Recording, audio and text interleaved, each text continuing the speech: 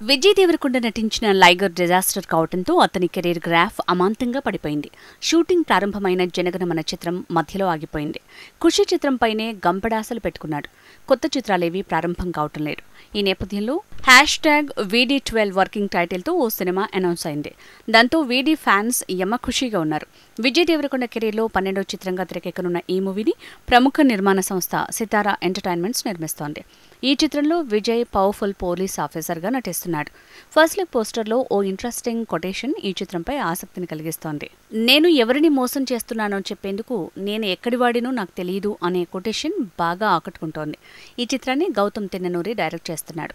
గతేడాది రామ్ చరణ్ తేజతో ఓ భారీ చిత్రాన్ని అనౌన్స్ చేశాడు గౌతమ్ తిన్ననూరి. ఆ ప్రాజెక్టు వర్కౌట్ కాలేదు.